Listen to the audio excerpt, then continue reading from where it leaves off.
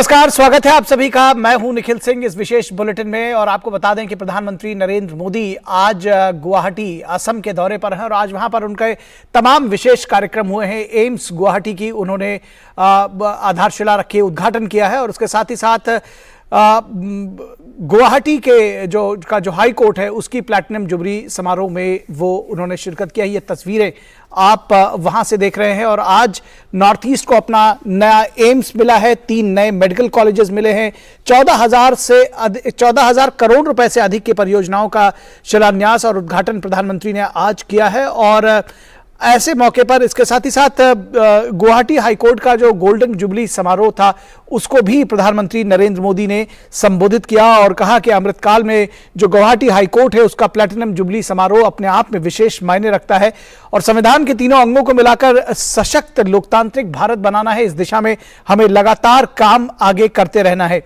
प्रधानमंत्री ने अपने संभाषण में यह भी बताया कि लगभग 2000 अप्रासंगिक जो कानून रहे हैं, जो गैर वाजिब रहे हैं, उनको खत्म किया गया है। जो अप्रासंगिक कानून है उनको खत्म किया गया है। गरीब वंचितों को फायदा पहुंचाने के लिए तकनीक का इस्तेमाल पर भी प्रधानमंत्री ने जोर दिया। कहा इस तकनीक का इस्तेमाल किया जा रहा है और ज्यादा से ज्यादा इस तकनीकों को आगे बढ़ाने की जरूरत है। खासतौर पर जब ई कोर्ट्स की बात की जाती है तो इन तकनीक का इस्तेमाल लगातार हो रहा है। उन्होंने स्वामित्व योजना की भी बात कही। कहा पीएम स्वामित्व योजना के तहत संपत्ति का कार्ड अब लोगों को मिल रहा है और ऐसे में जो तमाम जमीनों से जुड़े हुए गांव के अंदर जो जमीनों से जुड़े हुए विवाद थे वो लगातार सुलझाए जा रहे हैं। ईज ऑफ डूइंग बिजनेस पर भी खासा जोर रहा है सरकार का।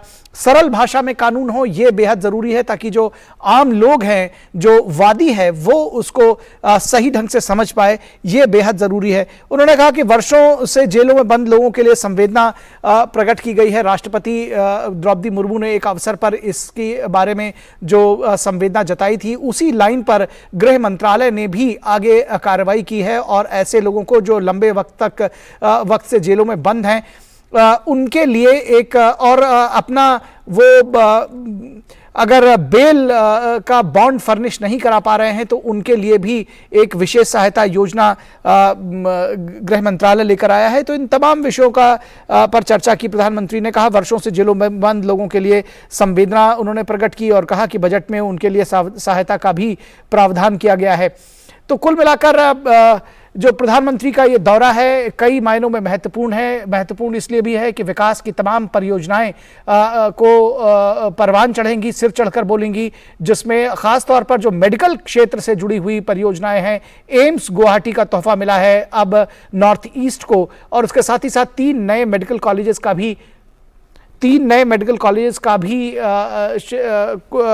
भी उनको नॉर्थ ईस्ट के लोगों को एक तरह से कहा जाए तो यह स्वास्थ्य के क्षेत्र में वरदान साबित होगा।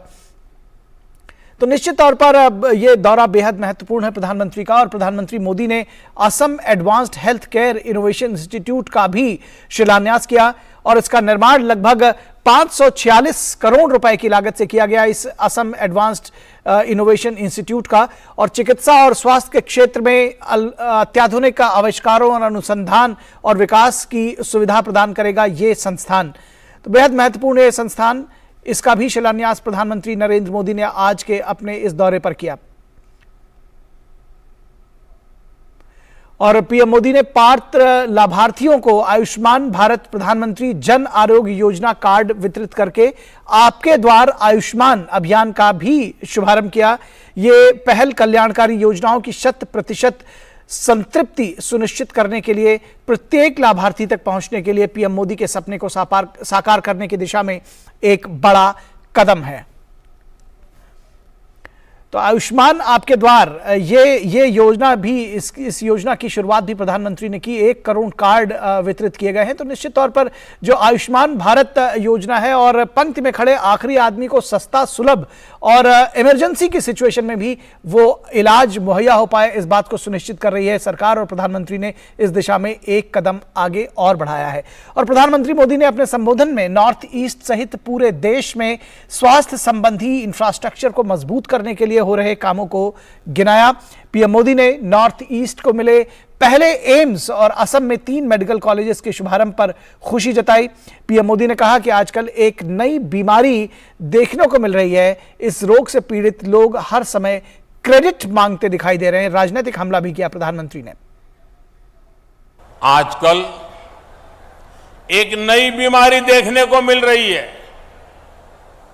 मैं देश में कहीं भी जाता हूं, उत्तर में, दक्षिण में, नॉर्थ ईस्ट में, पिछले 9 वर्षों में हुए विकास की चर्चा करता हूं तो कुछ लोगों को बहुत परेशानी हो जाती है। ये नई बीमारी है। वो शिकायत करते हैं कि दशकों तक उन्होंने भी देश पर राज किया है, उन्हें क्रेडिट क्यों नहीं मिलता। क्रेडिट के भूखे लोगों और जनता पर राज करने की भावना ने देश का बहुत अहित किया है। और प्रधानमंत्री मोदी ने कहा कि उनकी सरकार सेवा भाव से जन कल्याण में लगी हुई है। प्रधानमंत्री ने कहा कि क्रेडिट के भूखे लोगों को नॉर्थ ईस्ट से दूर रखना है। पहले वाले क्रेडिट के भूखे थे, इसलिए नॉर्थ ईस्ट उन्हें दूर लगता था। एक परायेपन का भाव उन्होंने पैदा कर दिया था। हम तो सेवा भाव से, आपके सेवक होने की भावना से, समर्पण भाव से आपकी सेवा करते रहते हैं। इसलिए नॉर्थ ईस्ट हमें दूर भी नहीं लगता और अपनेपन का भाव भी कभी भी कम नहीं होता है। और देश में स्वास्थ्य सेवाओं के क्षेत्र में हो रही प्रगति का जिक्र करते हुए पीएम ने कहा कि उनकी सरकार वोट बैंक के बजाय राष्ट्र प्रथम, देशवासी प्रथम के मंत्र को ध्यान में रखकर काम करती है। आज भारत में हेल्थ सेक्टर में इतना काम इसलिए हो रहा है क्योंकि आप सभी देशवासियों ने 2014 में एक स्थिर और मजबूत सरकार बनाई। भाजपा की सरकारों में नीति, नियत और निष्ठा किसी स्वार्थ से नहीं बल्कि राष्ट्र प्रथम, देशवासी प्रथम, इसी भावना से हमारी नीतियां तय होती है। इसलिए हमने वोट बैंक के बजाय देश की जनता की मुश्किलों को कम करने पर फोकस किया। और पीएम मोदी ने कहा कि 2014 से पहले करीब 150 मेडिकल कॉलेजेस ही बने थे, जबकि पिछले 9 वर्षों में उनकी सरकार में करीब 300 नए मेडिकल कॉलेजेस बने हैं। पीएम ने कहा कि पिछले 9 वर्षों में देश में एमबीबीएस की सीटें भी दोगुनी होकर के अब 1 लाख से अधिक हो चुकी हैं। हमने बीते वर्षों में 15 नए एम्स पर काम शुरू किया। 15, इनमें से अधिकतर में इलाज और पढ़ाई दोनों सुविधा शुरू हो चुकी है।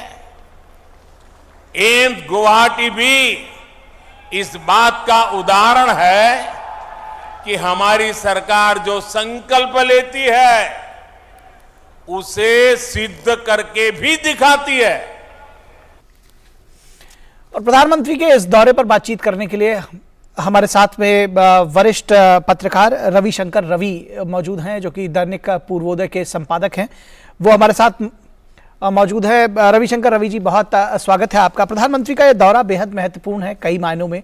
अगर हम लगातार देखते रहे कि इंफ्रास्ट्रक्चर डेवलपमेंट पर फोकस रहा है, स्वास्थ्य पर फोकस रहा है, शिक्षा पर फोकस रहा है, आज का जो दौरा रहा, अगर हम स्वास्थ्य के क्षेत्र से शुरुआत करें, एक नए एम्स की शुरुआत, 3 नए मेडिकल कॉलेजेस की शुरुआत और उसके साथ ही साथ एक योजना आयुष्मान आपके द्वार, किस तरह से देखते हैं इस पूरे समग्र, अगर इसको पूरे पैकेज को देखा जाए तो?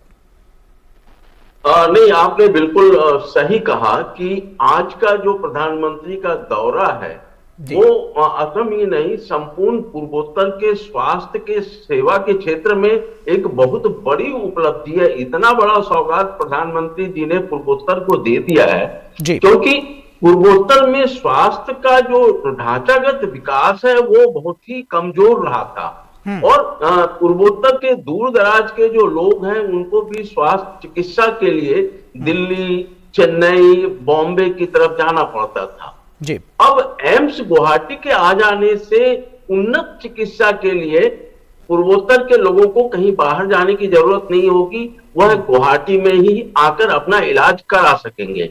और इसका लाभ हमारे पड़ोसी देशों को भी मिलेगा, भूटान और बांग्लादेश के मरीजों को भी इसका लाभ मिलेगा। दूसरी बात, ये जो 3 नए मेडिकल कॉलेज खुले हैं जी, जैसे कोकराझार मेडिकल कॉलेज, पूरा का पूरा जो बोडोलैंड था वो पूरी तरह से विकास के मामले में उपेक्षित रहा था, लेकिन जब से बीटीआर समझौता हुआ और कोकराझार जैसी जगह पर नए मेडिकल कॉलेज की स्थापना होना और उसके बाद नलवाड़ी और नगांव में, तो मुझे लगता है कि स्वास्थ्य सेवा के क्षेत्र में यह बहुत बड़ी उपलब्धि है। और इसके अलावा भी प्रधानमंत्री ने इसके पहले भी असम में कई मेडिकल कॉलेजों का उद्घाटन किया है। तो स्वास्थ्य सेवा के क्षेत्र में यह बहुत बड़ी उपलब्धि है। कैंसर उपचार के लिए नए नए अस्पताल खुल रहे हैं। टाटा इंस्टीट्यूट के साथ मिलकर कई तरह से कैंसर की चिकित्सा शुरू हुई है। तो यह मुझे लगता है कि पूर्वोत्तर के लिए बहुत ही बड़ी उपलब्धि है। और बोहाग बिहू के अवसर पर प्रधानमंत्री ने जो तोहफा दिया है वह पूर्वोत्तर के लोग हमेशा याद रखेंगे। निश्चित तौर पर आपने जिक्र किया कि कोकराझार की बात करें, नगांव की बात करें, नलबाड़ी की बात करें, यहाँ का जो मेडिकल कॉलेज है किस तरह से ये एक बड़ा परिवर्तन लेकर के आएगा, न सिर्फ स्वास्थ्य के क्षेत्र में बल्कि मेडिकल शिक्षा के भी क्षेत्र में। क्योंकि जिस तरह से मेडिकल की एमबीबीएस की जो सीटें वहां पर आएंगी या फिर नर्सिंग कॉलेजेस की जो खोलने की बात कर रहे हैं, तो मात्र ऐसा नहीं है कि गुवाहाटी में एक बड़ा सेंटर तो खुला है, नॉर्थ ईस्ट के लिए निश्चित तौर पर बड़ा फायदेमंद होगा, लेकिन जिस तरह से दूर दराज इलाकों में जो इसको फैलाने की कोशिश की गई है उसको किस तरह से देखते हैं, कितना बड़ा परिवर्तन लेकर आएगा आने वाले वर्षों में? निश्चित रूप से ये जो इस तरह से जो हर जिले में मेडिकल कॉलेज खोलने की जो तैयारी चल रही है, और धेमाजी जैसे अरुणाचल की सीमा से सटा हुआ असम का बिल्कुल सबसे कहा जाता था कि उपेक्षित जिला है, वहां भी मेडिकल कॉलेज की तैयारी चल रही है। तो और ये नर्सिंग कॉलेज, और आपको भी पता है कि पूर्वोत्तर में जो यहाँ की लड़कियां हैं, यहाँ की महिलाएं, उनमें जो सेवा की भावना है वह गजब की है। वो नर्सिंग सीखना चाहती हैं और इससे सिर्फ ना केवल उन युवतियों को एक तकनीक के बारे में पता चलेगा, एक प्रशिक्षण मिलेगा नर्सिंग का, बल्कि रोजगार के नए अवसर खुलेंगे।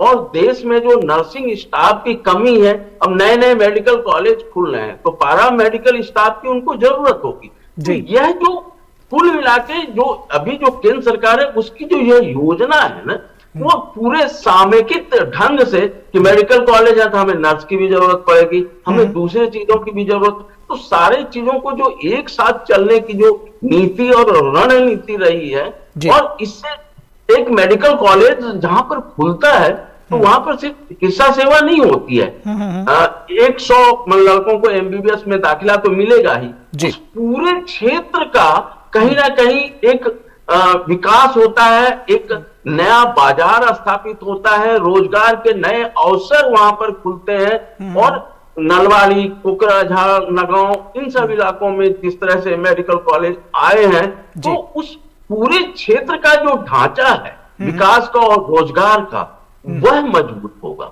जी, एक योजना और आपके द्वार आयुष्मान, किस तरह से देखते हैं ये परिवर्तनकारी है? और आपने जब कहा कि जब इस तरह की योजनाएं सुदूर जिलों में पहुंचती हैं तो जो परिवर्तन आता है वो तो आता ही है, किस तरह से लोगों के जिसको कहते हैं कॉन्फिडेंस बिल्डिंग, कॉन्फिडेंस बूस्ट, किस तरह से लोगों को लगता है कि अब शिक्षा के क्षेत्र में एमबीबीएस की सीटें हमारे पड़ोस में भी पहुंच गई है, हमारा बच्चा वो कर सकता है, जो युवा है उनके मन में भी एक कॉन्फिडेंस जरूर जगता है। एक परिवर्तन जो है वो सिर्फ सड़क पर या इंफ्रास्ट्रक्चर में नहीं दिखता है, बल्कि शायद मन में भी जो पॉजिटिविटी आती है वो भी बड़ी जरूरी है।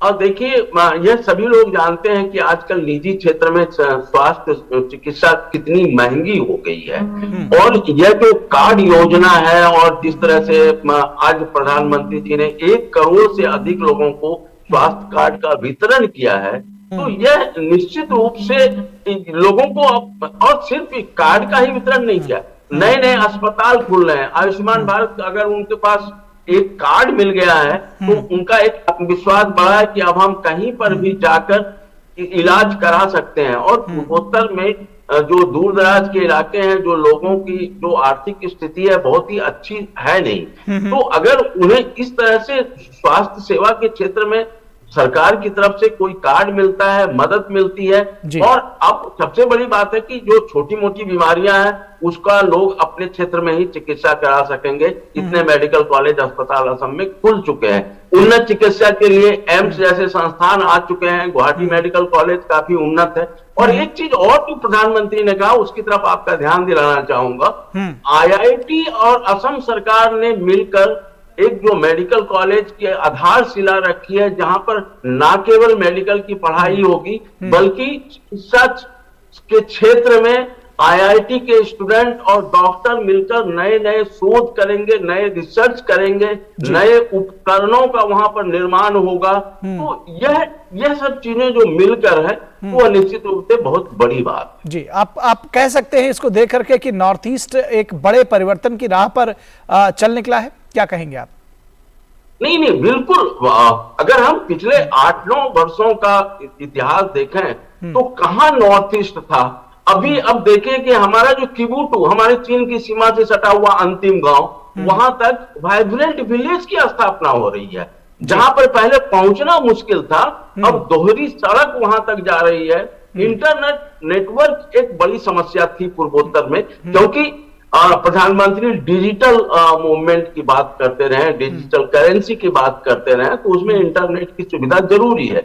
और वह सुविधाएं भी अब दूर दराज के लोगों तक पहुंच रही हैं। अब लोग वहां पर भी डिजिटल पेमेंट कर रहे हैं। तो अगर आप संपूर्ण रूप से देखें तो प्रधानमंत्री जी के, नरेंद्र मोदी जी जब से प्रधानमंत्री हुए हैं, वह पूर्वोत्तर में जो विकास की गति तेज हुई है, नियमबद्ध समयबद्ध तरीके से योजनाओं को पूरा किया जा रहा है, कनेक्टिविटी बढ़ी है, हर तरह की कनेक्टिविटी बढ़ी है। तो इसका और यही वजह है। देखिए, मैं ज्यादा नहीं बोल रहा हूं कि मैं प्रधानमंत्री जी की बहुत तारीफ कर रहा हूं या ऐसी बात है। ये सच है कि पूर्वोत्तर के लोग पहले बोलते थे अरे दिल्ली बहुत दूर है, अब कोई नहीं बोलता है कि दिल्ली दूर है। और प्रधानमंत्री जी खुद कहते रहे हैं कि अब दिल्ली दूर नहीं है, दिल्ली दिल में है।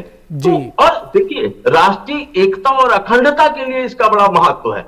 जब लोगों को लगता है कि हम उपेक्षित नहीं है, हमारे लिए देश के प्रधानमंत्री हमारे पास आ रहे हैं, हमारी समस्याओं को समझ रहे हैं, हमारी बातों को सुन रहे हैं, तो वो जो अलगाववादी तत्वों को जो मौका मिलता था दिल्ली के खिलाफ बोलकर लोगों को भड़काने का, अब वह मौका भी नहीं मिल रहा है। तो कहीं ना कहीं देश की राष्ट्रीय एकता और अखंडता भी पूर्वोत्तर में मजबूत हो रही है। जी, निश्चित तौर पर राष्ट्रीय एकता और अखंडता भी मजबूत हो रही है। और जब आज प्रधानमंत्री ने ये सारी बातें बताई तो उन्होंने कहा, एक राजनीतिक कटाक्ष भी कहीं ना कहीं किया। उन्होंने कहा कि क्रेडिट के भूखे कुछ हैं लोग, जिनको लगता है कि बहुत लंबे वक्त तक उन्होंने शासन किया है और क्रेडिट उनको भी चाहिए। लेकिन ऐसे लोगों ने क्रेडिट पाने की बात तो कही, लेकिन दिल्ली को दूर रखा है, जिसका जिक्र आप अभी कर रहे थे। नहीं, बिल्कुल। पहले की सरकारों ने निश्चित रूप से अपने समय में कुछ चीजें की हैं। और एक केंद्र सरकार आखिर है किस लिए? जो हमारी भारत सरकार है वह, उसका यह दायित्व भी है कि पूर्वोत्तर पर ध्यान दें। लेकिन जो एक कंसंट्रेशन होना चाहिए चीजों को, माने आपने समझौता किया, कई पूर्वोत्तर में समझौते हुए, आपने एग्रीमेंट किया, उसको लागू कौन करेगा? और जब आप समझौते करने के बाद आपकी बात सुनकर कोई अलगाववादी संगठन मुख्य धारा में शामिल हो जाता है और तब उसको लगता है कि हम तो ठगे गए, हमारी तो कोई बात ही नहीं सुनी गई। बीटीआर का समझौता हुआ और अभी देखिए उस समझौते के कितने दिन हुए हैं, और आज आप बीटीआर की तस्वीर देख लीजिए। अब वो लड़के बंदूक छोड़कर रोजगार की तरफ जा रहे हैं, खेल कूद में भाग ले रहे हैं और नए नए रोजगार के क्षेत्र बढ़ रहे हैं। भूटान और भारत की जो सीमा है वो ऐसा नैसर्गिक इलाका है जहां पर लोग जाना नहीं चाहते थे, अभी आप देखिए एकदम रिजोर्ट की वहां पर श्रृंखला बन गई है। जी। तो ये सारी जो चीजें हो रही, आप समयबद्ध रेलवे के डबलीकरण की बात अगर करें, अगरतला तक रेल लाइन पहुंचाने की बात चल रही है, योजना लंबे समय से चल रही है। लेकिन मोदी जी ने आने के बाद एक समयबद्ध तरीके से जितनी चुनौती थी सबका सामना किया, सबको किनारे कर दिया। जी, तो निश्चित जब आप समय पर चीजों को पूरा करेंगे, आप परफेक्शन देंगे, लोगों को लगेगा कि नहीं ये सरकार तो काम कर रही है। अगर उन्होंने कह दिया कि इस योजना को साकार करना है, तो वह योजना पूरी होगी। 5 साल के अंदर एम्स का कार्य रूप हो जाना, पूर्वोत्तर के लोगों ने पहली बार इस तरह से देखा है कि इतना बड़ा संस्थान 5 साल के अंदर पूरा हो गया। और मोदी जी ने आज उसका उद्घाटन भी कर दिया, वहां पर पढ़ाई भी चालू है, रोजगार भी मिल रहा है, नए नए चिकित्सा के क्षेत्र भी बन रहे हैं। तो तब क्रेडिट आखिर किसको मिलेगा?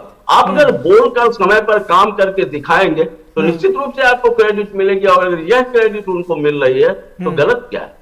जी, निश्चित तौर पर एक और कार्यक्रम में प्रधानमंत्री जो गुवाहाटी हाईकोर्ट के प्लैटिनम जुबली समारोह में जो शामिल हुए, उसका उनमें भी उनका संभाषण बेहद एक तरह से कहा जाए तो आकर्षण का केंद्र रहा। उन्होंने कहा कि लगभग 2000 अप्रासंगिक कानूनों को इस सरकार ने खत्म किया है, और इसके साथ ही साथ एक और बात की, उनका गरीबों, वंचितों, जो पिछड़े तबके के लोग हैं, जो वंचित हैं, उन तक न्याय पहुंचाने के लिए तकनीक का इस्तेमाल किस तरह से देखते हैं प्रधानमंत्री का ये जो संभाषण रहा, और आज जो प्लैटिनम जुबली समारोह का जो कार्यक्रम रहा गुवाहाटी हाईकोर्ट का?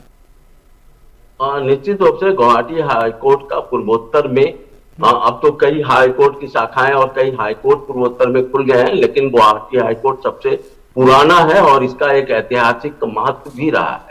जी। और निश्चित रूप से पूर्वोत्तर में जिस ढंग से जितने तेजी से मामले बढ़े हैं या मामले नहीं निपटाए गए हैं, मामलों की संख्या लगातार बढ़ रही है और लोगों के लिए न्याय पाना इतना महंगा होता जा रहा है। तो निश्चित रूप से जब तकनीक का अब एक ही बार बार फाइल केस बदले जा रहे हैं, तारीख बदली जा रही है, उससे आम आदमी जो वंचित है, जिसके पास पैसे नहीं है, उसके लिए न्याय पाना बहुत ही मुश्किल है। तो निश्चित रूप से प्रधानमंत्री की चिंता वैसे दबे पिछड़े लोगों के प्रति भी है, महिलाओं के भी प्रति है, जिनको न्याय नहीं मिल रहा। अगर हम आज न्यायपालिका में तकनीक का उपयोग करते हैं, आज लोग जिस ढंग से आपस में अभी हम लोग इस चैनल पर आपस में संवाद स्थापित कर रहे हैं, तकनीक की मदद ले रहे हैं, तो उस तरह से अगर न्यायपालिका के भी क्षेत्र में तकनीक का उपयोग हो, ज्यादा हो, तो निश्चित रूप से उनके काम करने की गति तेज होगी और उनका प्रदर्शन बेहतर होगा और लोगों को जल्दी न्याय मिलेगा। इन सारी चिंताओं को प्रधानमंत्री जी ने अपने भाषण में उठाया है और गुवाहाटी उच्च न्यायालय की जो भूमिका रही है उसको भी रेखांकित किया है। जी, रविशंकर जी, ये बात शायद कहने में कोई दो राय नहीं होगा कि ये सरकार जब कहते हैं प्रधानमंत्री की जो हमारा जो कार्यशैली है वो राष्ट्र प्रथम और राष्ट्र के लोग प्रथम, देशवासी प्रथम, तो कहीं ना कहीं ये बातें हैं, ये हर जगह अप्लाई होती हुई दिखती है। और जब हम कानून से जुड़ी हुई बात करते हैं, न्याय पाने की बात करते हैं, तो हम देखते हैं कि इसकी भी कोशिश लगातार सरकार कर रही है, चाहे वो सरल भाषा में कानून लाने की बात हो या फिर उस कानूनी सहायता की बात हो, उन लोगों के लिए बात हो जब वो लंबे समय तक जेलों में ऐसे तमाम कैदी हैं जो बंद रहते हैं और आर्थिक रूप से विपन्न हैं, शैक्षणिक रूप से उनको जानकारी नहीं होती और इसलिए कई बार बेल मिल जाने के बावजूद वो बाहर नहीं निकल पाते। इसके लिए भी अब सरकार आगे आई है। निश्चित रूप से इसके लिए भी संकेत दिया गया है कि एक सेल बने। कई लोग तो जिनकी सजा पूरी हो गई है, उनकी कुछ औपचारिकताएं हैं, अदालत में बोलना है कि इनकी सजा पूरी हो गई है, उनके रिहाई का आदेश दिया जाए। अब इन सब औपचारिकता को पूर्ति करने के लिए उसके परिवार की हैसियत ही नहीं है। लोग इतने गरीब हैं कि वह चाहकर भी अपने व्यक्ति को जेल से बाहर नहीं ला पा रहे हैं, तो उनकी मदद कौन करेगा? निश्चित रूप से इस दिशा में कई एनजीओ है जो ये लोग इस तरह से मदद करती हैं, लेकिन हर सरकार के हाथ जितने लंबे हैं, सरकार की जितनी बड़ी भूमिका है, वह कोई छोटी मोटी संस्थाएं नहीं कर सकती है। तो आखिर उनकी खबर कौन लेगा? जो लोग निश्चित रूप से अकारण जेलों में बंद हैं, मामूली से अपराध के लिए वो इसलिए नहीं छूट पा रहे हैं कि अदालत जाने की उनकी हैसियत नहीं है। वकील को जुर्माने की बहुत मामूली सी रकम के लिए उसको चुका पाना कई बार लोगों के लिए संभव नहीं हो पाता है, उसके लिए भी एक सहायता राशि की व्यवस्था की गई है।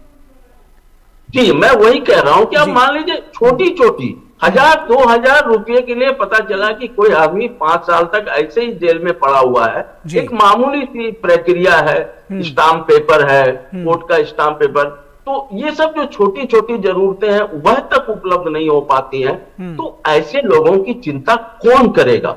जी। तो निश्चित रूप से प्रधानमंत्री की चिंता में वह सारे लोग शामिल हैं जो कहीं ना कहीं उपेक्षित हैं, न्याय नहीं पा रहे हैं और उनको न्याय मिलना चाहिए, चाहे वो लंबे समय तक मामला चलने की बात हो या फिर गरीब लोगों के चिकित्सा की बात हो या फिर उनको इलाज जेल से बाहर निकालने की बात हो या फिर उन्हें कानूनी मदद दिलवाने की बात हो। इन सारी चिंताओं में उसको शामिल करना होगा और मुझे लगता है कि प्रधानमंत्री का ध्यान निश्चित रूप से आम आदमी की तरफ है।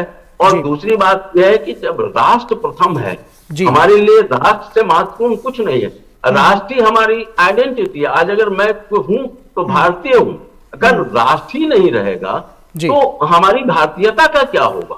तो व्यक्ति पर अगर हम केंद्रित करेंगे और व्यक्ति केंद्रित अगर हमारी पॉलिसीज होगी तो हमारा राष्ट्र मजबूत हो ही नहीं सकता है। तो इसलिए राष्ट्र को अगर मजबूत बनाना है तो मुझे लगता है कि व्यक्तिगत हितों से ऊपर आना होगा और प्रधानमंत्री बार बार लोगों को समझा रहे हैं, आगाह कर रहे हैं, आह्वान कर रहे हैं। तो ये सारी चीजें दिखी प्रधानमंत्री के भाषण में और बिहू के मौके पर जिस ढंग से जिस अंदाज में और जिस बेबाकपन से वो अपनी बातें रख रहे थे, मैं लोगों के चेहरे को देख रहा था, लोगों को बहुत अच्छा लग रहा। और वो जो अपील है, उनका जो अप्रोच है कनेक्ट करने का आदमी से, वो सीधा जुड़ रहे थे और कहीं कोई परेशानी नहीं हो रही थी और बल्कि काफी दिनों से लोग आज के दिन की प्रतीक्षा कर रहा था। और असम का यह बोहाग बिहू जो है लोग कभी नहीं भूलेंगे कि बोहाग बिहू के दिन प्रधानमंत्री उनके यहाँ आए, असमिया परंपरा के अनुसार उन्होंने अभिवादन किया लोगों का, लोगों ने भी स्वागत किया और इतनी बड़ी सौगात उन्होंने पूर्वोत्तर के लोगों को दे दी। जी, आपने बोहाग बिहू का जिक्र किया तो प्रधानमंत्री की जो आपने कहा ना कि जो उनका एक अंदाज है वो बिल्कुल अलग है, लोगों के दिलों को छू लेते हैं, लोगों की नब्ज जानते हैं और सीधा कनेक्ट करते हैं। आपने जो बोहाग बिहू का जिक्र किया, सांस्कृतिक जब विविधता की बात हो भारत के, उसके साथ भी प्राइम मिनिस्टर का बहुत अच्छा कनेक्ट है और शायद तमाम उत्सव जो है वो किसी भी क्षेत्र विशेष को हो, प्रधानमंत्री बड़ा दिल से जुड़कर उनके साथ जो है उसको मनाने की चेष्टा करते हैं। देखिए, ये प्रधानमंत्री की सबसे बड़ी जो विशेषता है और एक चीज आप यह पूर्वोत्तर के लोगों की कमजोरी समझिए या पूर्वोत्तर के लोगों की ताकत समझिए। पूर्वोत्तर के लोग बड़े भावुक होते हैं, बड़े इमोशनल होते हैं और वो अपनी संस्कृति के सवाल पर, अपनी परंपरा के सवाल पर कुछ भी कर गुजरने को तैयार रहते हैं। तो जब उनकी कोई संस्कृति को, उनकी परंपरा को कोई सहेजता है, कोई सहलाता है तो वो नतमस्तक हो जाते हैं। यह पूर्वोत्तर के जनजातीय समूहों का स्वभाव है।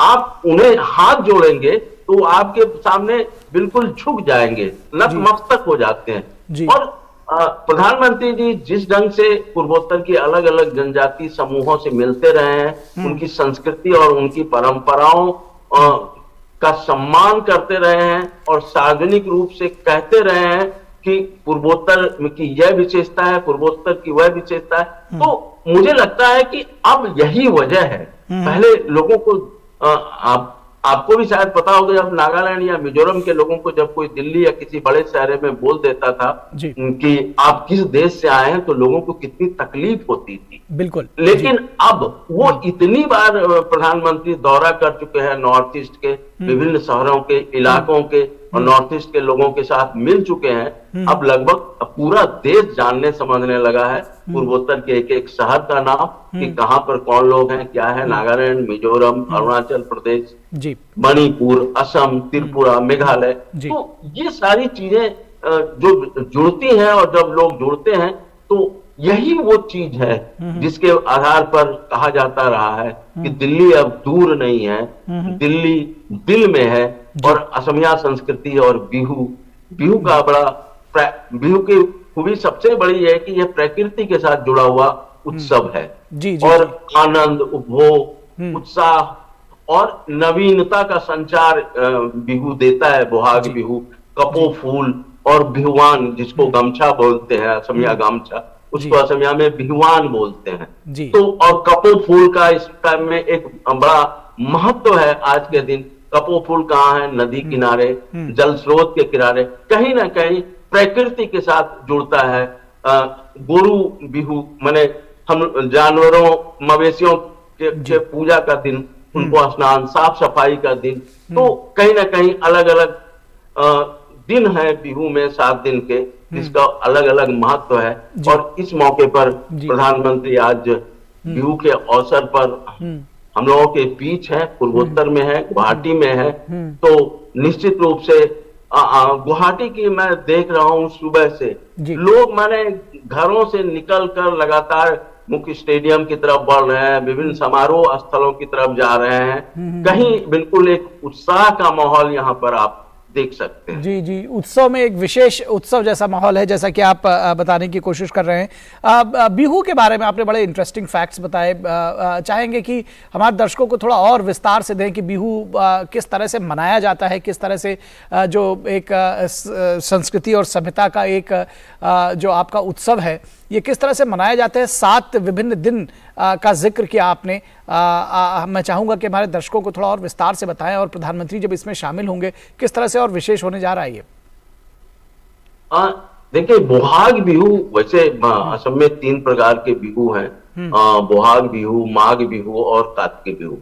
तो बोहाग बिहू नए वर्ष का उत्सव है और पहले दिन इसको गोरु बिहू कहते हैं। माने जो मवेशी हैं, जो पशुधन है, उनकी साफ सफाई लोग पास के प्राकृतिक जल स्रोतों में, नदी तालाब में ले जाते हैं, उनकी साफ सफाई करते हैं, उन्हें नए रस्सी जो है उनको देते हैं, गले में रंग बिरंगे फूल से उनको, एक तरह से पशुधन की पूजा होती।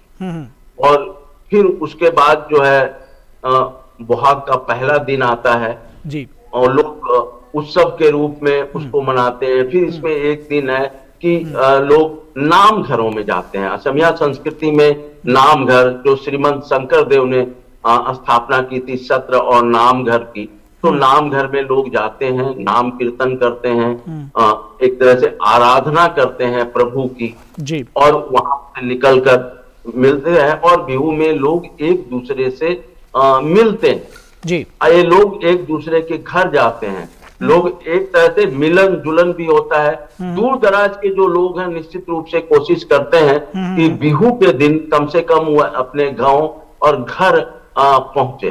और असमिया समाज में अब जैसे ये है कि बिहू जो युवतियां हैं वो बिहुवान बनाती हैं, माने वो जो असमिया गामोछा है वो खुद उसका सृजन करती हैं, फूल पत्ती रंग, पशु पक्षी की आकृतियां उसमें उकेरी जाती है, बिनकर, रंग नहीं किया जाता है, उसमें बीना जाता है। और जो युवक हैं वो कपो फूल की तलाश में जाते हैं नदी किनारे। और इसमें यह भी है कि जो प्रेमी है कपो फूल लाता है और अपनी प्रेमिका को देता है, और प्रेमिका अपने हाथों से बनाए हुए जो बिहुवान जिसको बोलते हैं वह अपने प्रेमी को सौंपती है। तो यह भी इसका एक यह, फिर दोनों साथ मिलकर नृत्य करते हैं, एक बिहुआ बोलते हैं जो ढोल बजाते हैं, और बिहुवती उसको बोलते हैं जो नृत्य करती हैं बिहू की। तो बिहू का एक हिस्सा यह भी है। इसीलिए जो युवा पीढ़ी है वह बिहू का बहुत बेसब्री से इंतजार करती है। और यह चीज कहीं सबसे खास बात है, इतना स्वच्छ, सामाजिक मर्यादा पूर्ण, और सारे उत्सव, सारी गतिविधियां जो भी हैं, जो भी कार्यक्रम है, पूरे समाज के साथ, समाज के सामने होता है, सारे लोग इन चीजों में शामिल होते हैं। तो जो एक उसको जो एक सांस्कृतिक जो एक गरिमा है जी। वह आप सहज देख सकते हैं। कहीं कोई अश्लीलता का भाव नहीं, कहीं कोई उत्तेजना का भाव नहीं, बहुत ही सरल, सहज और आत्मीय माहौल बन जाता है। जी जी जी, निश्चित तौर पर कोई फुहड़ता, कोई अश्लीलता नहीं, बहुत ही सांस्कृतिक माहौल में सारे बड़े बुजुर्गों के बीच में इस तरह के उत्सव होते हैं। निश्चित तौर पर ये एक असम की बड़ी ताकत है, जो सांस्कृतिक जो एकता है उसकी। अगर हम ओवरऑल नॉर्थ ईस्ट के डेवलपमेंट की बात करें, जब हम इतनी सारी बात कर रहे हैं, किस तरह से, चाहे वो इंफ्रास्ट्रक्चर डेवलपमेंट की बात रही हो या फिर जो शांति स्थापना की बात रही हो पूरे नॉर्थ ईस्ट में, किस तरह से देखते हैं ये कितना बड़ा परिवर्तन लेकर आया है? और जब आप कहते हैं कि दिल्ली अब दिल में है, तो ये जो आम लोग हैं उनकी सोच पे कैसा परिवर्तन आया है? उसको मुझे यहाँ से देखने की जरूरत है कि देखिए, हवाई जहाज हर किसी मुद्दे की भी नहीं, और यहाँ से ट्रेन की नियुक्ति कम या बहुत ही कम रेलगाड़ी थी तो यहाँ से दिल्ली के लिए जाती। अब परिणाम ये होता था, और वो गाड़ी 2-3 दिन में पहुंचती। आज आप डिब्रूगढ़ रेलवे स्टेशन से, अगरतला रेलवे स्टेशन से राजधानी जैसी ट्रेन में बैठकर 24 से 30 घंटे के अंदर, 36 घंटे के अंदर आप दिल्ली पहुंच सकते हैं डिब्रूगढ़ से। जी। गुवाहाटी की बात करें तो आप 24 घंटे में दिल्ली पहुंच सकते हैं। कौन सी ऐसी जगह नहीं है जहां से अब सीधी लंबी दूरी की ट्रेन नहीं है? और आने वाले कुछ महीने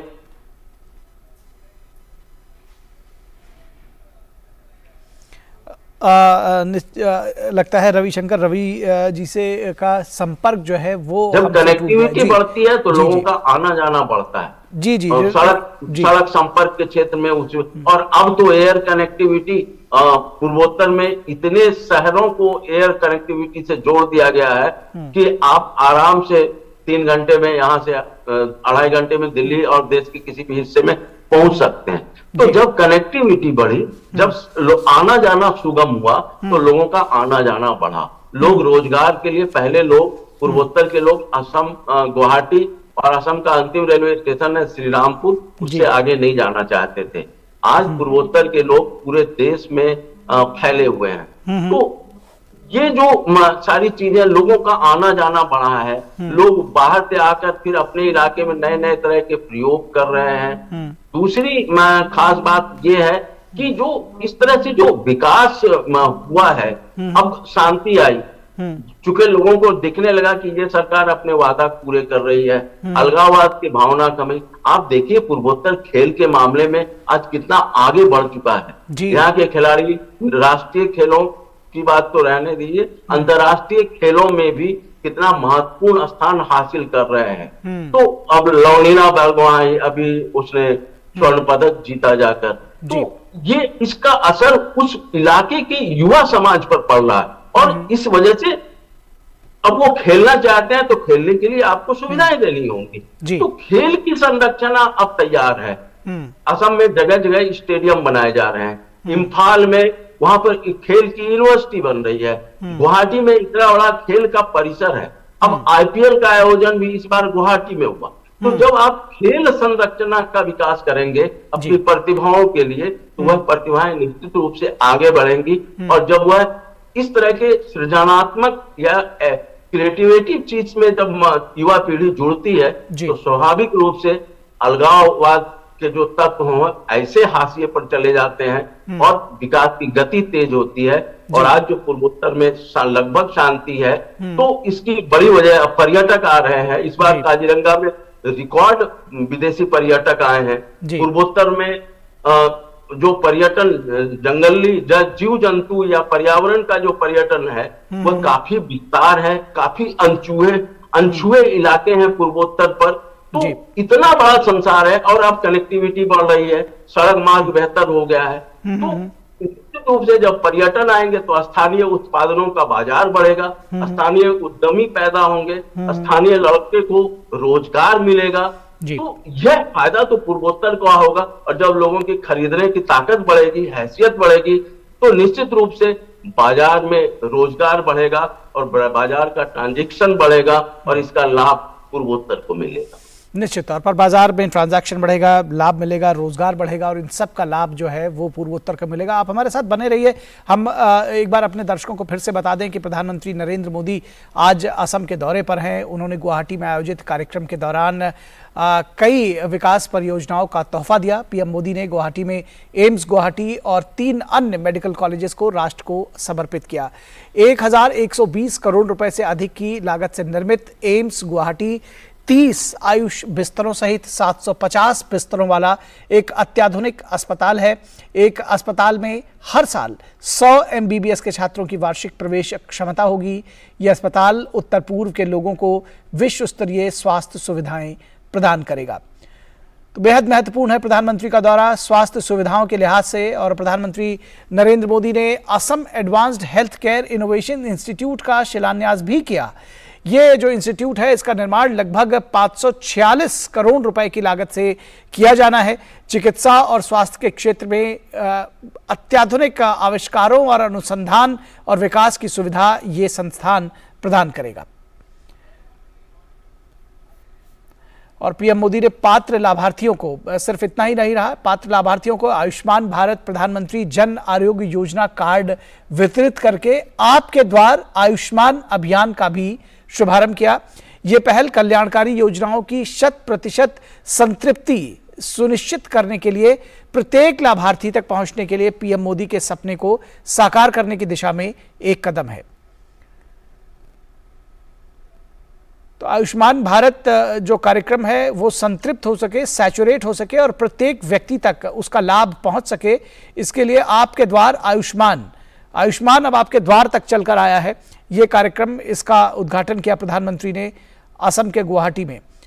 तो बेहद महत्वपूर्ण है ये तमाम सारी योजनाएं जो पंक्ति में खड़े आखिरी आदमी तक पहुंच रही हैं।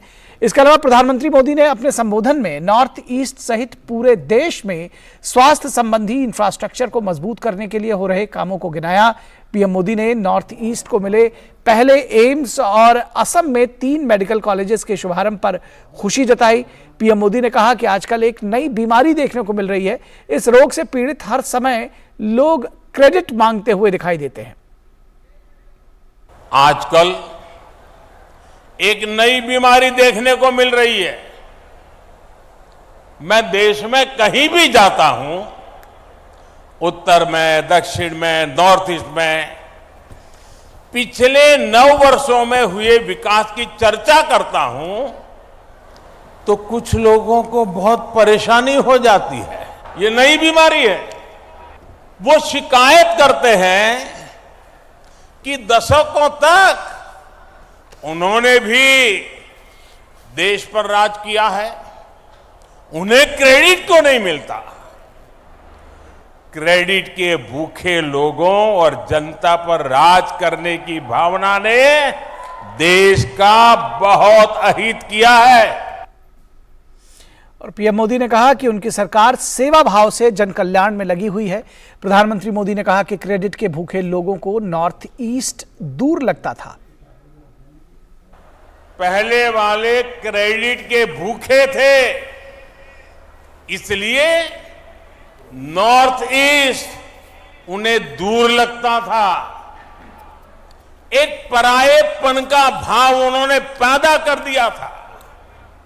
हम तो सेवा भाव से, आपके सेवक होने की भावना से, समर्पण भाव से आपकी सेवा करते रहते हैं। इसलिए नॉर्थ ईस्ट हमें दूर भी नहीं लगता और अपनेपन का भाव भी कभी भी कम नहीं होता है। और देश में स्वास्थ्य सेवाओं के क्षेत्र में हो रही प्रगति का जिक्र करते हुए पीएम मोदी ने कहा कि उनकी सरकार वोट बैंक के बजाय राष्ट्र प्रथम, देशवासी प्रथम के मंत्र को ध्यान में रखकर कार्य करती है। आज भारत में हेल्थ सेक्टर में इतना काम इसलिए हो रहा है क्योंकि आप सभी देशवासियों ने 2014 में एक स्थिर और मजबूत सरकार बनाई। भाजपा की सरकारों में नीति, नियत और निष्ठा किसी स्वार्थ से नहीं, बल्कि राष्ट्र प्रथम, देशवासी प्रथम, इसी भावना से हमारी नीतियां तय होती है। इसलिए हमने वोट बैंक के बजाय देश की जनता की मुश्किलों को कम करने पर फोकस किया। और पीएम मोदी ने कहा कि 2014 से पहले 10 सालों में करीब 150 मेडिकल कॉलेजेस ही बने थे, जबकि पिछले 9 वर्षों में उनकी सरकार में करीब 300 नए मेडिकल कॉलेज बने हैं। पीएम ने कहा कि पिछले 9 वर्षों में देश में एमबीबीएस की सीटें भी दोगुनी बढ़कर 1 लाख से अधिक हो चुकी हैं। हमने बीते वर्षों में 15 नए एम्स पर काम शुरू किया। 15, इनमें से अधिकतर में इलाज और पढ़ाई दोनों सुविधा शुरू हो चुकी है। एम्स गुवाहाटी भी इस बात का उदाहरण है कि हमारी सरकार जो संकल्प लेती है उसे सिद्ध करके भी दिखाती है। और प्रधानमंत्री मोदी ने गुवाहाटी उच्च न्यायालय के प्लैटिनम जुबली समारोह में भाग लिया। गुवाहाटी के श्रीमंत शंकरदेव कला क्षेत्र में आयोजित कार्यक्रम में केंद्रीय विधि एवं न्याय मंत्री किरेन रिजिजू, असम के राज्यपाल गुलाब चंद कटारिया, असम के मुख्यमंत्री हेमंत बिस्वा शर्मा, अरुणाचल प्रदेश के मुख्यमंत्री पेमा खांडू, सुप्रीम कोर्ट के न्यायाधीश न्यायमूर्ति ऋषिकेश राय और गुवाहाटी उच्च न्यायालय के मुख्य न्यायाधीश न्यायमूर्ति संदीप मेहता सहित गणमान्य नागरिकों ने शिरकत की। प्रधानमंत्री मोदी ने इस मौके पर एक स्मारिका का विमोचन भी किया। और इस अवसर पर पीएम मोदी ने असम पुलिस द्वारा डिजाइन किए गए एक मोबाइल एप्लीकेशन असम कॉप का भी शुभारंभ किया। ये ऐप अपराध और आपराधिक नेटवर्क ट्रैकिंग सिस्टम और वाहन राष्ट्रीय रजिस्टर के डेटाबेस से अभियुक्तों और वाहनों की खोज की सुविधा प्रदान करेगा।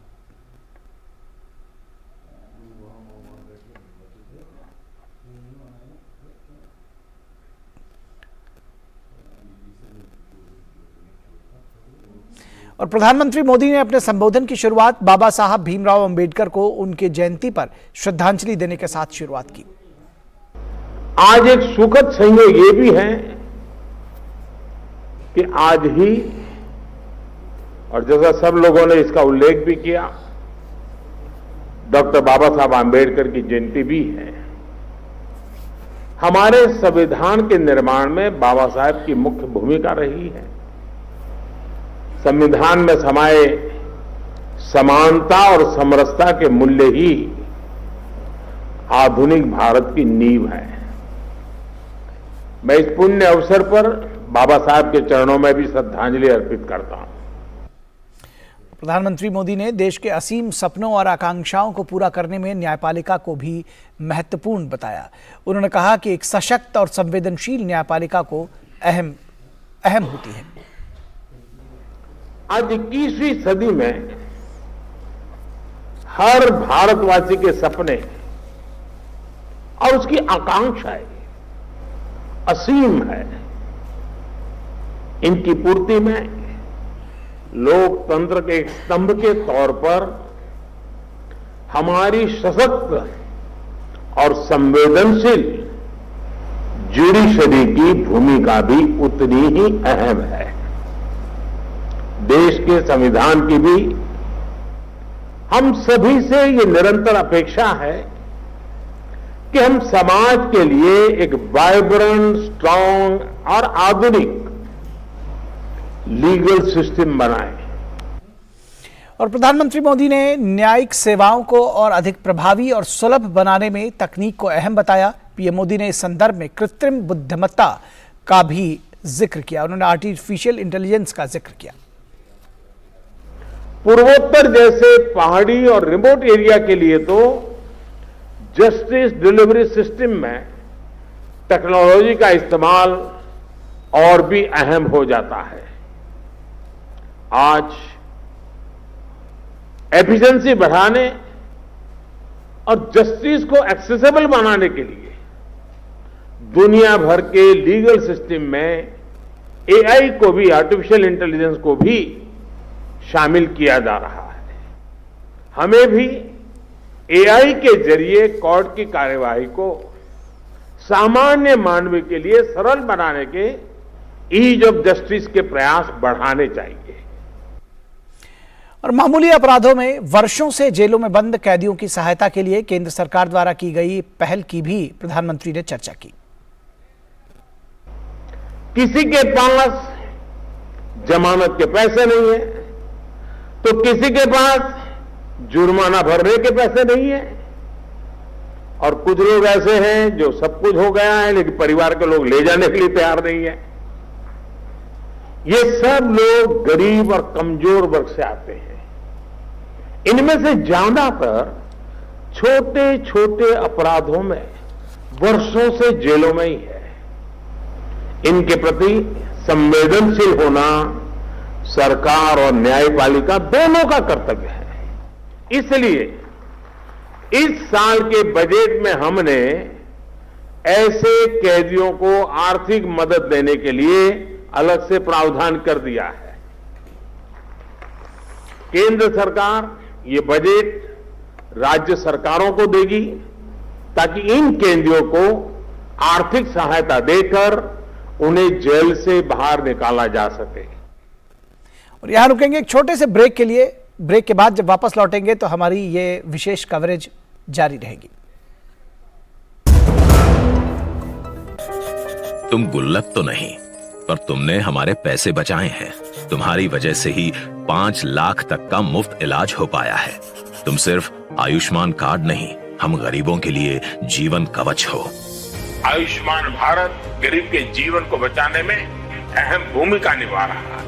130 करोड़ लोगों के सामूहिक संकल्प और सामर्थ्य का भी प्रतीक है। सर्वे संतु निरामया के लक्ष्य के साथ आओ बनाएं नया भारत। ब्रेक के बाद एक बार फिर आप सभी का स्वागत है। और प्रधानमंत्री नरेंद्र मोदी असम के दौरे पर हैं। 14,000 करोड़ रुपए से अधिक की परियोजनाओं का वो शिलान्यास और उद्घाटन उन्होंने किया है। और उसके साथ ही साथ बेहद महत्वपूर्ण कार्यक्रम के तहत एक उनका सांस्कृतिक उत्सव में शिरकत करने का भी कार्यक्रम है। बिहू से जुड़े हुए कार्यक्रम में वो शिरकत करेंगे। इससे पहले उन्होंने एम्स गुवाहाटी का उद्घाटन किया और साथ ही साथ 3 नए मेडिकल कॉलेजेस का शुभारंभ किया।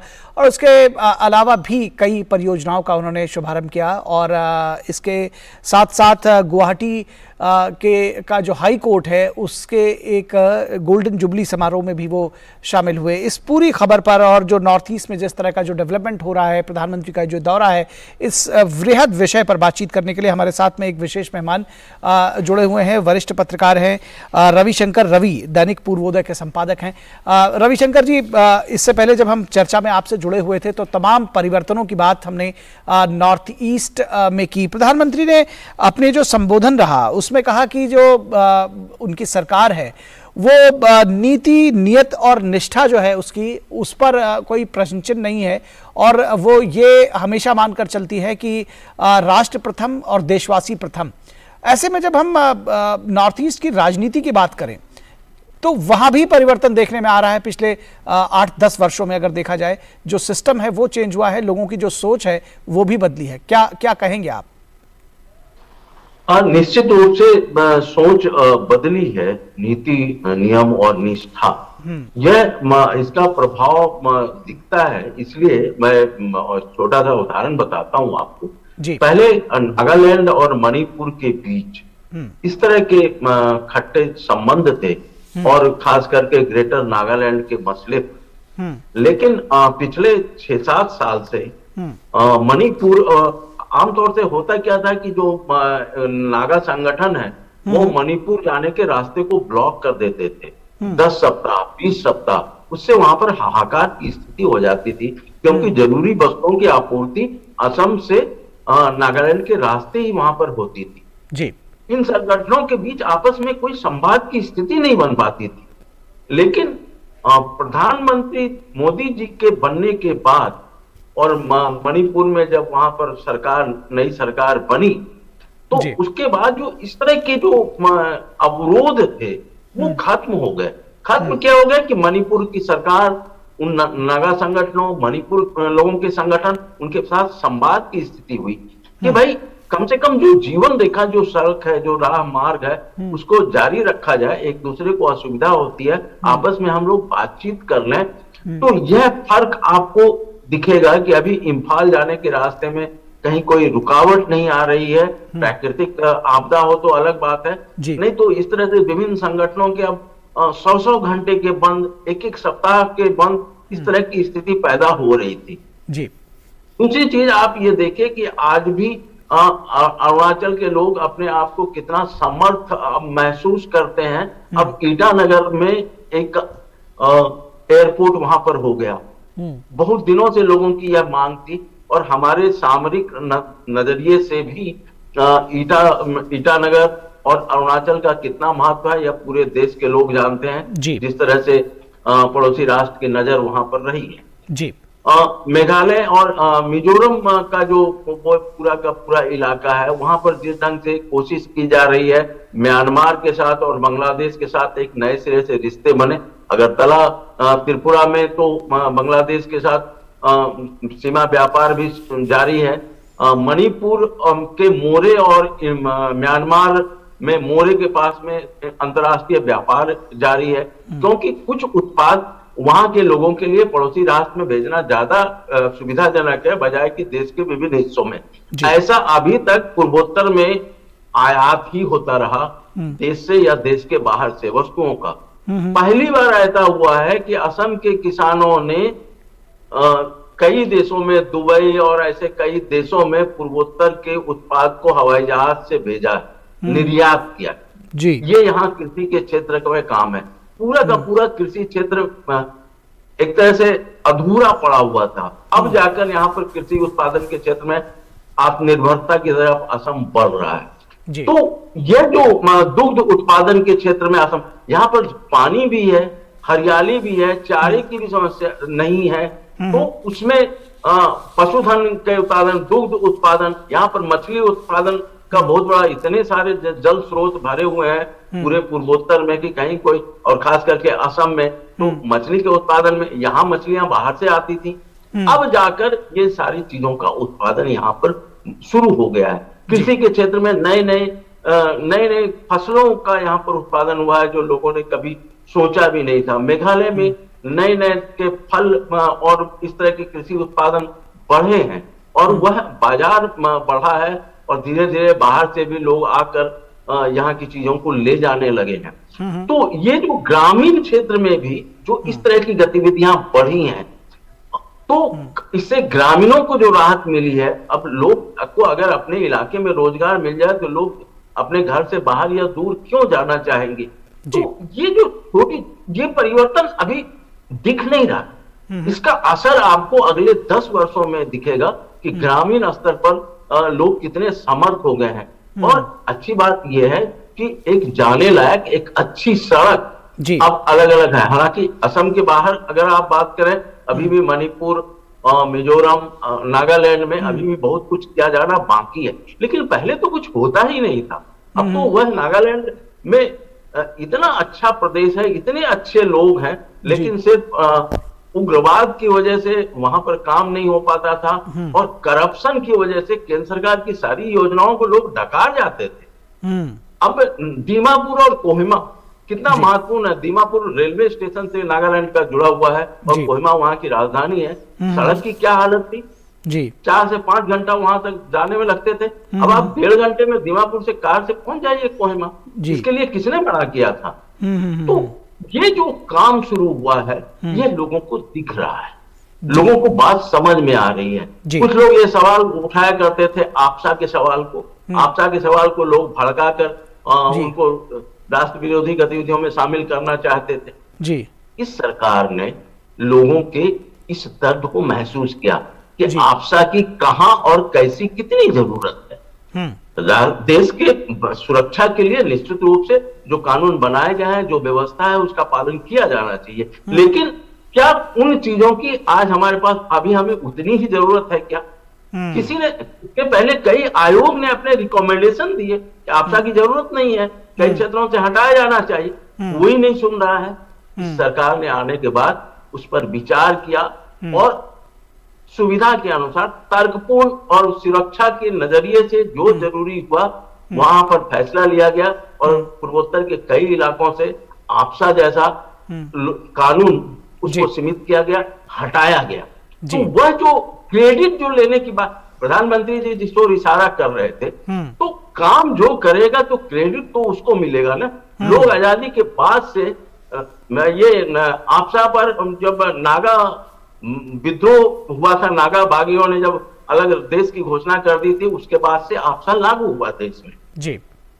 आज तक उस कानून की समीक्षा क्यों नहीं हुई? क्यों पूरे पूर्वोत्तर के लोगों पर थोप दिया गया? पूर्वोत्तर के विभिन्न संगठन लगातार इस पर आवाज उठाते रहे, कई राज्य सरकारों ने भी धीमे स्वर में यह बात उठाई, लेकिन इस सरकार ने आकर उस चीज को महसूस किया और आज देखिए लोग कितने संतुष्ट हैं। हाँ, जहां जरूरी है, जहां पर उग्रवादी गतिविधियां कुछ हद तक हैं, वहां पर आपसा आज भी लागू है, आज भी सेना को वो सारे अधिकार लागू है क्योंकि देश की आंतरिक सुरक्षा के लिए वह जरूरी है। लेकिन पूरे पूर्वोत्तर में ये आपसा को फैलाकर रखने का कोई तुक नहीं था। तो ये क्रेडिट है, ये क्रेडिट आखिर कौन लेगा? जो करेगा उसी के पास जाएगा। अब तक के पहले की सरकारों ने इस बात को क्यों नहीं महसूस किया? क्यों अलग अलग इसको बहाना दिए गए? जी, तो क्या इसके वजह से रवि जी, क्या इसके वजह से एक राजनीतिक सोच में भी, जो राजनीतिक सोच है लोगों की, एक हर व्यक्ति की थोड़ी पॉलिटिकल थॉट प्रोसेस होता है, उसमें भी परिवर्तन आया है? बिल्कुल आया है। आप इस बार देखिए पूर्वोत्तर के जो 3 राज्यों के विधानसभा चुनाव हुए उसमें क्षेत्रीय दल की एक बड़ी भूमिका रही और वो क्षेत्रीय दल किसके साथ? भारतीय जनता पार्टी के साथ मिलकर सरकार बना रहे हैं। आप मेघालय की बात ले लीजिए, आप नागालैंड की बात वहां पर ले लीजिए, वहां पर क्षेत्रीय दल और भारतीय जनता पार्टी कंधा से कंधा मिलाकर नागालैंड में सरकार चला रही है। तो ये नहीं तो पहले ये क्षेत्रीय दल जो यहाँ के लोगों का प्रतिनिधित्व करते हैं, राष्ट्रीय पार्टियों से एक दूरी बनाकर रखते थे, राष्ट्रीय पार्टियों के प्रति एक संदेह का भाव रखते थे। लेकिन आज वह स्थिति नहीं है। आज अगर वो भाजपा के साथ मिलकर सरकार बना रहे हैं तो आखिर क्या किया? वह इसलिए इस दल के नेता ने जो चीजों को जरूरी समझा, जो लोगों की क्षेत्रीय भावनाएं थी, जो क्षेत्रीय सेंटिमेंट था, जो रीजनल जो कंसर्न था, उसको फील किया और उसको दूर करने की कोशिश की, उसको परफॉर्म किया। बुनियादी सुविधाएं चाहिए, पूर्वोत्तर के लोगों का भी हक बनता है कि यहाँ तक उनको सीधी ट्रेन और तेज ट्रेन, उनको भी इच्छा होती है कि वंदे भारत जैसी ट्रेन यहाँ पर आए और उनको उम्मीद है कि वंदे भारत जैसी ट्रेन भी यहाँ आए। पहले तो लोग सुनते थे कि देश के अलग अलग हिस्सों में चल रही है चीजें, ये विकास हो रहा है, ये काम हो रहा। अब पूर्वोत्तर में ब्रह्मपुत्र नदी को फिर से जल मार्ग के रूप में विकसित किए जाने की पहल शुरू हो गई है जी। तो चीजें आजादी के पहले थी, जब बांग्लादेश नहीं बना था, जब भारत विभाजित नहीं हुआ था अंग्रेजों के समय में, तो रास्ता तो वही ब्रह्मपुत्र का था। पहले ब्रह्मपुत्र ही एकमात्र जरिया था, पहले ट्रेन तो थी नहीं जी। तो उन सारे चीजों को करना, अब एथनॉल की फैक्ट्री का वहां पर तैयार हो रही है जी, जिसका प्रधानमंत्री जो द्वारा उद्घाटन किया जाना है। तो ये सारी चीजें, अब उसके जो पूर्वोत्तर में रिफाइनरीज है, रिफाइनरी के जो सब प्रोडक्ट है उसकी जरूरत है। बांस को अब देखिए पूर्वोत्तर में एक बांस ने कितनी बड़ी क्रांति कर दी। बांस को पहले एग्रीकल्चर प्रोडक्ट माना जाता था, इस सरकार ने आने के बाद बांस को ग्रास में क्लासिफिकेशन कर दिया। अब आप अपने खेत पर बांस उपजाते हैं तो आप बांस को बेच सकते हैं। हर लोगों के पास खेत बाड़ी है और जो यहाँ का जलवायु है और जो मिट्टी है उसमें बांस की अच्छी पैदावार होती है। पहले लोगों को अपने खेत में लगे बांस को बेचने के लिए फॉरेस्ट डिपार्टमेंट में इधर से उधर घूमना चाहता था। इस सरकार ने आने के बाद आपको बांस को घास की श्रेणी में डाल दिया। आप बांस उपजाइए, बांस बेचिए, आय उठाइए। इसके लिए किसने मना किया था? ये क्रेडिट किसको जाएगा? ये जो छोटी छोटी चीजें हैं, बहुत ही छोटी चीजें हैं, लेकिन उसका प्रभाव बहुत ही व्यापक और विशाल है जी। ये जो चीजें हुई हैं उसका प्रभाव लोगों के दिमाग पर पड़ा। जो आपने मुझसे सवाल किया था, राजनीतिक सोच और समझ, लोगों का भरोसा बढ़ा और जब भरोसा बढ़ता है तो मुझे लगता है कि आधी समस्या का समाधान तो वहीं पर हो जाता है जब आप बैठकर बात करते हैं और मुझे लगता है कि आप मेरी बात को सुनोगे और आप मेरी बात पर विचार करके कुछ फैसला करेंगे तो मेरी आधी चिंता तो उसी समय दूर हो जाती है। जी। तो ये जो शादी परफॉर्मेंस, कमिटमेंट के बाद प्रॉमिस, कमिटमेंट और परफॉर्मेंस का जो वो प्रभाव है, पूरा का पूरा पूर्वोत्तर पर इसका प्रभाव दिख रहा है। और आने वाले दिनों में पूर्वोत्तर कई तरह से विकसित होने जा रहा है। पर्यटन, इस बार प्रधानमंत्री ने पर्यटन पर विशेष जोर दिया है, पर्यटन के लिए विशेष तरह के बजट का प्रावधान रखा है, उसका सीधा फायदा पूर्वोत्तर को मिलेगा। लेकिन यह जरूर है कि जिस तरह से केंद्र सरकार आगे बढ़कर काम कर रही है, उसी तरह से राज्य सरकार को भी कदम से कदम मिलाकर चलना होगा।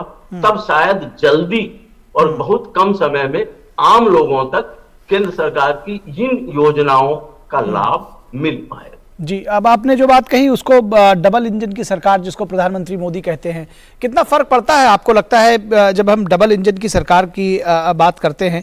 और पिछले कुछ वर्षों में जिन राज्यों में, खासतौर पर नॉर्थ ईस्ट की जब हम बात कर रहे हैं, असम की ही बात कर लें, कितना फर्क, कितना परिवर्तन आया इसकी वजह से? देखिए, एक तो ये होती है कि जब केंद्र और राज्य में एक ही दल की सरकार होती है तो टांग खींचाखींची नहीं होती, आरोप प्रत्यारोप नहीं होते हैं। और मैं एक सरकार, केंद्र सरकार की चिंता को राज्य सरकार समझती है, राज्य सरकार की परेशानी को केंद्र सरकार समझती है, तब आरोप प्रत्यारोप नहीं होते हैं। आग्रह होता है कि मुझे ये चीज चाहिए, मुझे हमें ये असुविधा हो रही है, हमें इस चीज की, और फिर केंद्र सरकार उसको मानती है।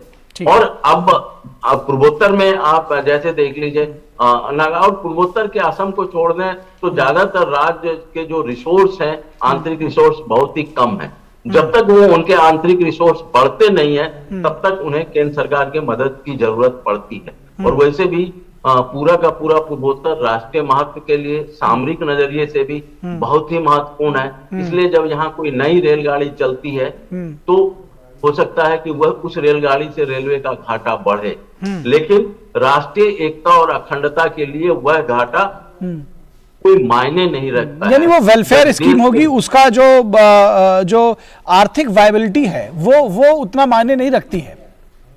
जी बिल्कुल, आपने सही कहा। पूर्वोत्तर के लिए जो योजनाएं हैं इस तरह की, उसको इस नजरिए से देखना होगा कि ये हमारे देश के लिए कितने महत्वपूर्ण है। हर सौदा, हर परियोजना व्यापार फायदे के लिए नहीं होता है। और इसीलिए अब जैसे इम्फाल के लिए वह जो रेल लाइन बन रही है, इतने टफ, इतने दुर्गम इलाके में, और शायद एशिया का, भारत का तो सबसे ऊंचा पुल तो वह है ही, वो पुल पर सड़क गुजर कर रेलगाड़ी गुजरेगी और इम्फाल जाएगी, और उसी को फिर म्यांमार से कनेक्ट करने की बात है।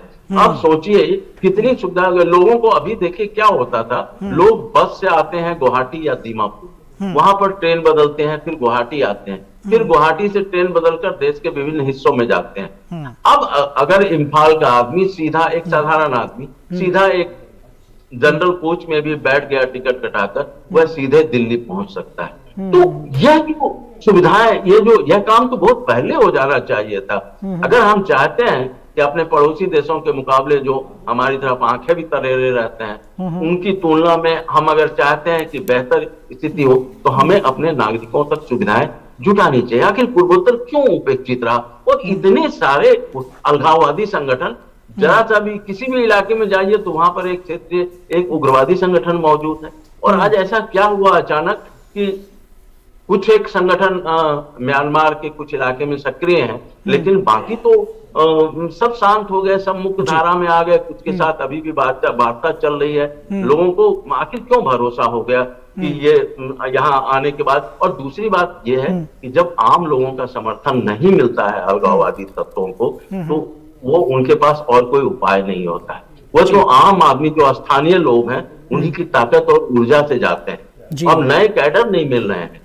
आपको मैं बताऊं, कई ऐसे इलाके हैं, चाहे नागालैंड के हो या असम के हो, उन लोगों को नए कैडर नहीं मिल रहे हैं, नए रिक्रूटमेंट में लोग नहीं आ रहे हैं, क्योंकि अब लोगों को लगता है कि हमें बंदूक पकड़ने के बजाय, कभी सुरक्षा बलों की गोली खाने की बजाय, हमारे पास खेल है, हमारे पास उद्योग है, हमारे पास रोजगार के अवसर हैं, हम बेहतर जिंदगी जाना चाहते हैं, हम अपने माँ पिताजी की सेवा करना है, हमको वो जिम्मेदारी भी हमारी है। और जब उन्हें यह मौका मिल रहा, वो उपेक्षित नहीं है।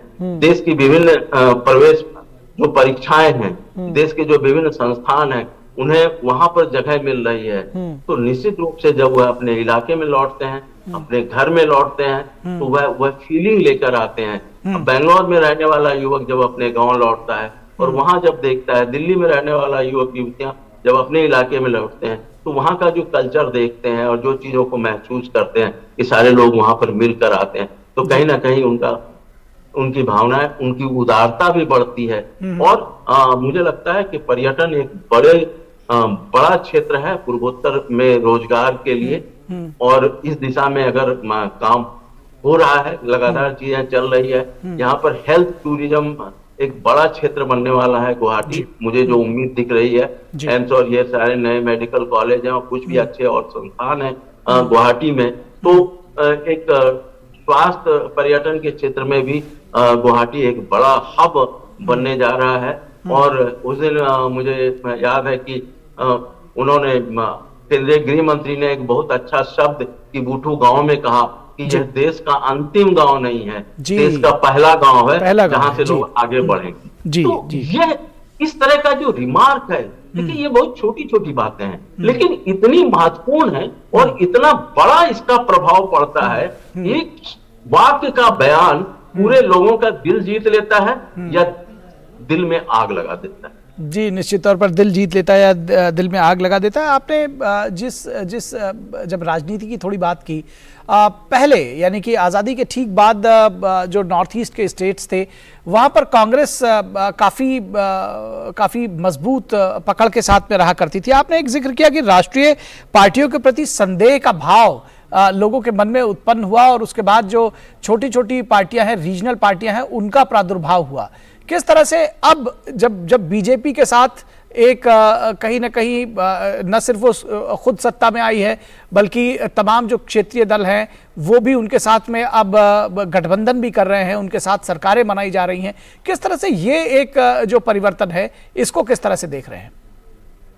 देखिए, उदाहरण के लिए अगर मैं असम की ही बात करूं तो असम में सरकार में असम गण परिषद और बीपीएल जो बोडो पार्टी है वो शामिल है। अगर भाजपा चाहे तो यहाँ पर अकेले सरकार बना सकती है, कोई दिक्कत नहीं है। लेकिन वह जो इन दो क्षेत्रीय दलों को साथ में लेकर चल रही है, तो इससे जो एक विश्वास बनता है, इससे जो आपस में एक संबंध बनता है, उससे, क्योंकि यही सारी चीजें होती हैं जो धीरे धीरे दूरियां बढ़ाते जाती हैं।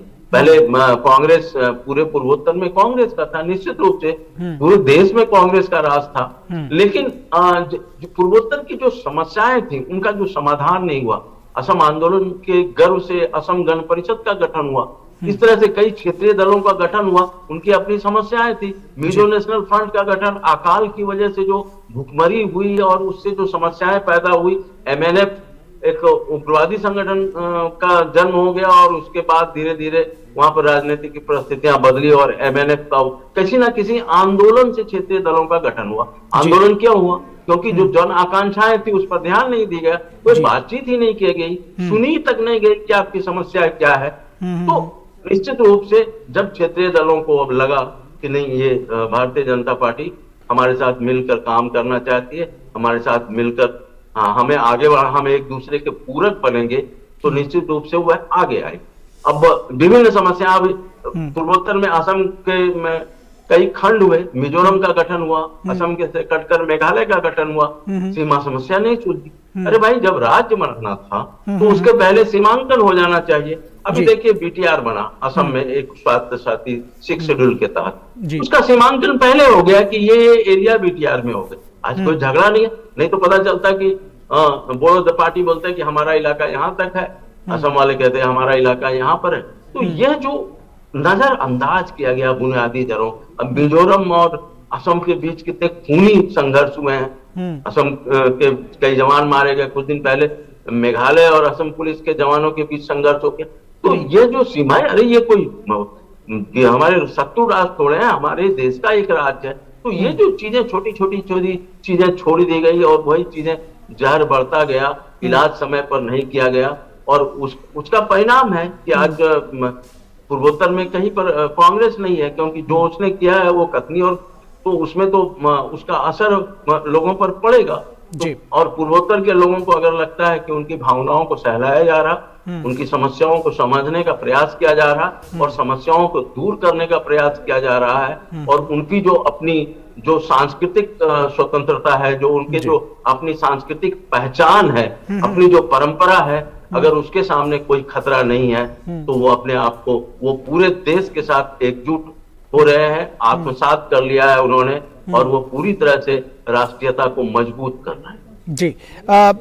जब राजनीति की बात होगी तो बात ये भी हो रही है कि जब जिस तरह से बीजेपी का प्रादुर्भाव हुआ है नॉर्थ ईस्ट में और लगातार तमाम जो स्टेट्स में उसकी जो पहुंच है वो लगातार बढ़ी है। एक आरोप इसके पहले भारतीय जनता पार्टी पर लगा करता था कि वो अल्पसंख्यक विरोधी है, लेकिन शायद ये भी जो चुनावों के परिणाम आए हैं उससे ये लगता है कि वो जो अल्पसंख्यक वर्ग है उनके मन में अब इस तरह की कोई बात शायद नहीं रह गई है।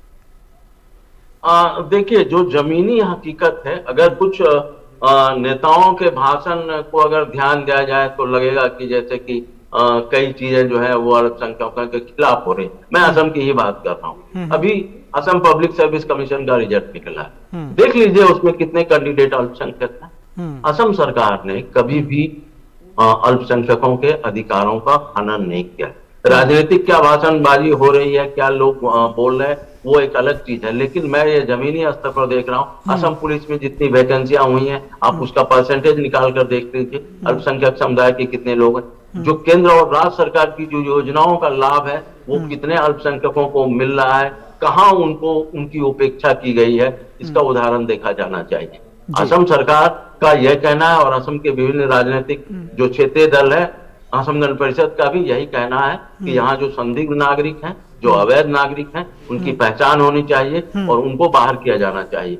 जो यहाँ पर हमारे भारतीय नागरिक हैं, अल्पसंख्यक हैं, उनकी उपेक्षा नहीं की जानी चाहिए। और ये अभी 2-3 दिन पहले ही अचानक मैं इस डाटे पर विचार कर रहा था कि हमारे मुख्यमंत्री पर यह आरोप लगते रहा है कि वो अल्पसंख्यक विरोधी हैं।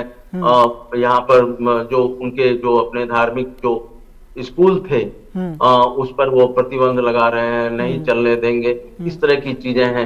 लेकिन जब मैंने नौकरी का डाटा देखा, कुछ ड्राइवर हैं हमारे कार्यालय के, वो बता रहे थे कि हम अल्पसंख्यक समुदाय से आते हैं, बोले सर हम आपको अपना घर बना रहे हैं, हमें राज्य सरकार ने पैसा दिया है अपना घर बनाने के लिए।